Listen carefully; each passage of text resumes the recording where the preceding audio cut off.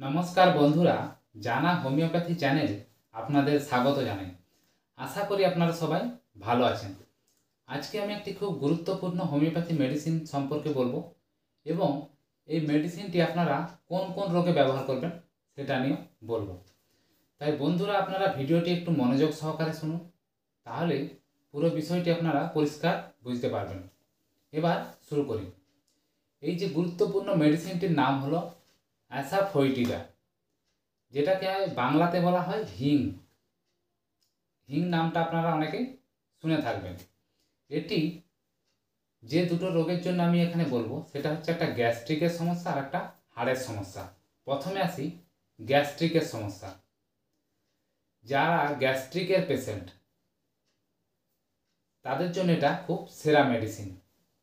যাদের অতিরিক্ত গ্যাস হয়, পেট ফাঁপা থাকে যাদের, তাদের জন্য এটা খুব ভালো মেডিসিন।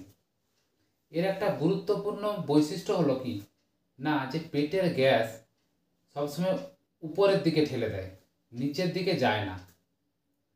পেটে দেখবেন প্রচুর গ্যাস হয় এবং রসুনের মতো গন্ধ বের হয় মুখ থেকে। গ্যাস থেকে আপনার কি হতে পারে না, পেট ব্যথা হতে পারে, পেটে একটা তাপ অনুভূত হয়। সকাল 11টার দিকে বেশি সমস্যা হবে আপনার এই গ্যাসে। তাহলে আপনাকে এই অ্যাসাফোইটিডা হোমিওপ্যাথি মেডিসিনটি খেতে হবে। এটি ডায়রিয়ার জন্য খুব একটা ভালো মেডিসিন, বা যাদের পাতলা পায়খানার সমস্যা রয়েছে তারাও এটি খেতে পারেন।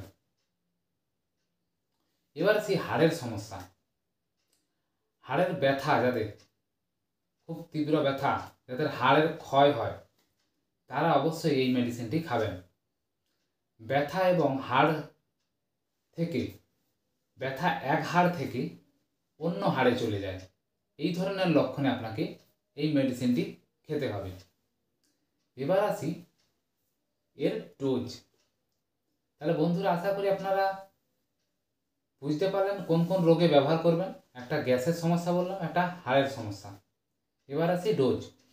আপনারা অ্যাসাফোইটিডা 30 ডোজে সারাদিনে 2 ফোঁটা করে 2 বার খেয়ে নেবেন।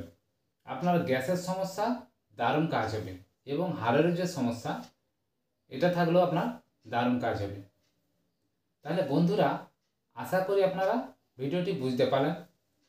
যদি ভালো লেগে থাকে প্লিজ লাইক করে দেবেন, বন্ধুদের মধ্যে শেয়ার করে দেবেন এবং যদি ভালো লাগে প্লিজ সাবস্ক্রাইব করে দেবেন। আর কমেন্টে যদি কিছু জানার থাকে গ্যাস সম্পর্কিত, অ্যাসিডিটি সম্পর্কিত, আমাকে কমেন্টে জানাতে পারেন। ধন্যবাদ বন্ধুরা।